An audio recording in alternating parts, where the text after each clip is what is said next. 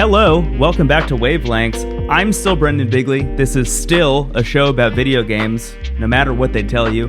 I'm going to launch directly into what I think is the most interesting piece of news that has dropped since the last episode, and this might be a weird pick, but I saw the rumor that Nintendo is potentially working on a remake of F-Zero GX, the beloved GameCube game in the F-Zero franchise. F-Zero, if you don't know about it, which is possible, considering that game hasn't been around in a long time. Nintendo generally doesn't acknowledge that F-Zero even exists, outside of including Captain Falcon in Super Smash Bros., and putting some F-Zero tracks in Mario Kart, which to me indicated that they had no interest in revitalizing F-Zero, really. Was just like, yeah, we're just going to throw some F-Zero stuff in Mario Kart and that'll be enough, and cool, good, you got your fill.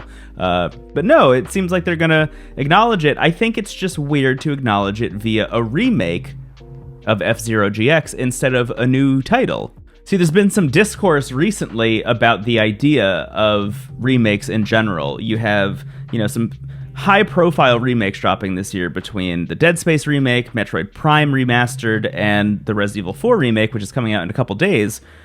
All three of those games are some of the highest-rated games of the year, and there's been some conversation online about, isn't that kind of a bummer? Where's all the new games? And I'm of two minds about it. I would say that this piece of news falls in what I'm going to call the nuance zone, because I'm sliding right in between two different versions of the discourse here. But on one hand, with those three games in particular, I feel like I could look at all three of them and point out each individual thing that I would change or would want to see in a remake. I mean, Dead Space is an easy one. I haven't played Dead Space yet. I'm waiting until October. I want to play it in the right season. But Dead Space in particular, that game is great. It holds up really well, the original, but there is something to be said for the fact that lighting engines have gotten better. So you implement that into Dead Space and suddenly, wow, maybe that game could look even more interesting and even cooler, and it could highlight the environment design of that game even better. And then you get into things just literal technological advancements, like not having load screens when moving around the ship, so it feels more like an open world than a series of set levels. All that stuff can make Dead Space better. And I could point at things in Metroid Prime Remastered and in Resident Evil 4 Remake that I would hope that they would do to make those games better. I mean, Metroid Prime I have played a little bit. Just the control scheme by itself, that's really all you needed to do. But they've, gone and polished that whole thing up, which is great. So I see the conversation online that's isn't it a bummer that these three games are the highest rated games of the year so far? My thing is those three games aren't the end-all. They're not the only games that came out this year. I mean, even literally just today, at the time of this recording, a game called Chia dropped, and it's an indie studio, and it's, a big open-world game, and it's amazing. I played an hour and a half of it, and I'm blown away by it. You should play Chia if you haven't. It's free on PlayStation Plus. It's a really beautiful, beautiful game with a lot of really interesting ideas. Dead Space, Metroid Prime Remastered, and Resident Evil 4 are not the only three games that have come out in 2023 so far, and they're not going to be the only games that come out for the rest of the year also. I imagine over time, new, interesting IP, or, God forbid, sequels will come out and, steal the limelight in that way. So that's my take on that, real quick.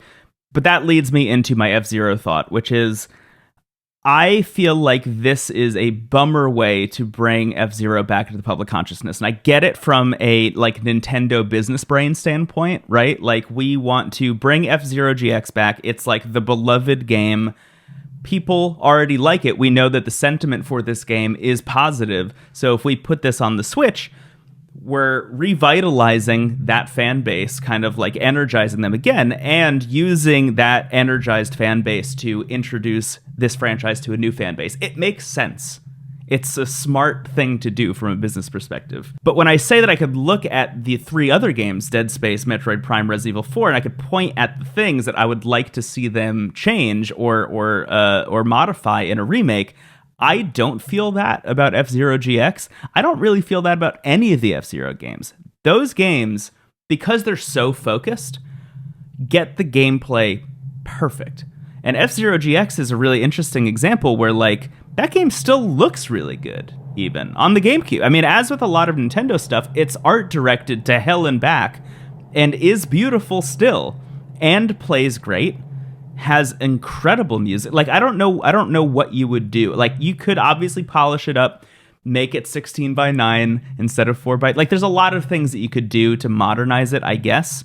But I don't personally find that to be an interesting way to bring F-Zero back after years and years of fans. Not really me, to be totally honest. I'm not like a huge F-Zero diehard. F-Zero Maximum Velocity was the first Game Boy Advance game that I got, and I did love that game. So I should at least count myself amongst fans of F-Zero, but I don't think I'm like a diehard that's been like begging Nintendo to bring F-Zero back really by any stretch of the imagination. But I do find this move in particular to be a little bit of a weird one, where like make a new F-Zero, like throw something at the wall, make a new F-Zero, see what happens. Again, I understand the trepidation, I understand the business move. You look at things like what has happened with Star Fox, for example, as they continue to try and make Star Foxes and they continue to make bad Star Foxes. I get being like, let's do the safest thing possible. But we're in this era again, and I feel like a broken record bringing this up everywhere that you see or hear me. But we're in this era where game preservation is such like a non-thought by these companies that are making art, that we're now in a space where Nintendo can walk through their hallway of abandoned franchises with huge fan bases that are like crying out for literally any acknowledgement at all and being like, I pick you today. In this case, it's F-Zero. That game is going to come out. I'm sure people are going to be excited that it's out. I probably will be too, honestly. There is just that little piece of my brain that's like, but why like this? Why not in a more interesting way, And all of that said, look, I'll be perfectly upfront. This is just a rumor that's going around. We don't know anything about it. It might not even be real. It might be even more interesting than we're thinking. You look at things like the Advance Wars remake, for example, the Reboot Camp.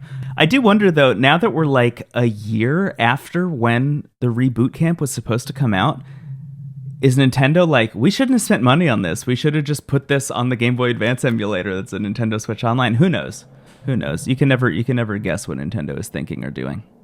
The other piece of news I want to shout out today real quick is an interview that Phil Spencer did with the Financial Times, where he talked about how Microsoft and the Xbox brand in particular is prepping themselves for a new law that's going to exist in Europe that's called the Digital Markets Act, which is essentially going to make it so Apple and Google will have to allow third-party app stores on their devices. So like, you go to on your Android phone, the Play Store, or on your iPhone, the App Store, and that's where you get all of your apps. There are other companies that want to be making app stores like that can live on your iPhone or on your Android device, and that's going to become a law in 2024 in Europe. And because of that, we'll probably just hit worldwide. It's one of those things where it's like, well, you have to abide by Europe's law. Why not just apply that to everybody?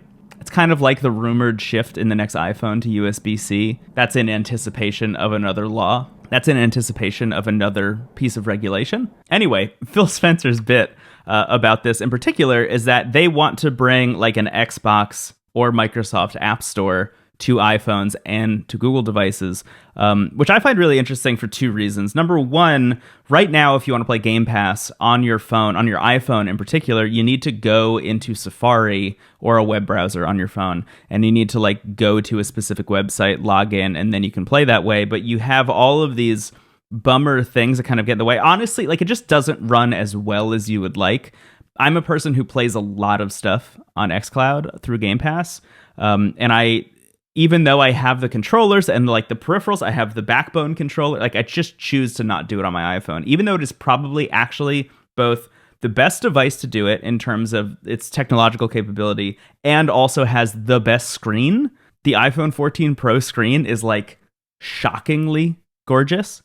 I choose to not do it there because of the hurdles I need to jump over. So I think that that's interesting that we could hypothetically get like a native Game Pass thing on there. The way that that Apple pushed back against Microsoft was they said that they needed to release every single game available for Game Pass as its own app on the App Store, and each of those games needed to be approved by Apple, which is nonsensical and way too much work. Which is interesting because that's exactly what Netflix has done with their game store. They wanted to take all of the games that are being published by Netflix Game Studio, and they wanted to include them all in the Netflix app, and Apple said absolutely not. Each one needs to get submitted separately, and Netflix said, sure, whatever. Have our 50 games. Have fun approving all of them. And they sure did. And Netflix actually has like a pretty interesting library at this point. But that was never going to work with Game Pass, where there are so many games cycling in and out there. That's just like untenable for anyone, really. So this idea that Xbox could have their own app store available on the iPhone is like really just opening up this whole new landscape of stuff. So you have the Game Pass element, which I think is cool and good. And I'm really hoping that that comes hand in hand with the earlier announcement from, I think, last year, that every game available on Xbox platforms will be available through cloud streaming, not just Game Pass stuff. I would love that so much, because there are a couple games here and there that, like, I play a lot of stuff on Game Pass, but there are a couple games here and there where I would love to be playing on my Xbox and pick it up on Game Pass, on xCloud later. Like a Dragon Ishin is one of them, where it's like, yeah, I'm playing that on my Xbox, but man, I would love to play that like in bed. So that's one half of this. The other half of this is that Microsoft is trying to buy Activision right now, and Activision is not the only. It's a 3-name business, right? It's Activision, Blizzard, King being the makers of Candy Crush, which is like, you know, a huge cash cow. So I imagine that they'll probably try, if that deal goes through, take Candy Crush, shove it into that app. Take Call of Duty Mobile, for example, or Call of Duty Warzone, or whatever that ends up being. A lot of rumors flying around what that's going to turn into. Take that, also shove that into the app. And suddenly all of these Activision, Blizzard, King mobile games that are like a huge deal. I mean, even like Diablo Immortal, which I know people have their grievances about, is like a successful mobile game. Taking all that stuff and saying, yeah, you can continue to play this on the App Store, but the best version of it will always exist in the Xbox App Store on your phone. Will force a lot of people to move over to that, which I know is going to rub people the wrong way. Like, it's exactly like when Epic Games unveiled the Epic Game Store and people were like bummed about it. Same thing is going to happen on all of our iPhones next year and our Android phones. And just like mentally prepare for that. I'm very much of this, like, part of it is very cool and part of it is a little bizarre energy. And generally speaking, I think it'll make me want to play Game Pass more on my phone. So it's a little bit of a win for me, I think, personally. Maybe not for you. Sorry. I had some other stuff I wanted to go over, but, you know, whatever.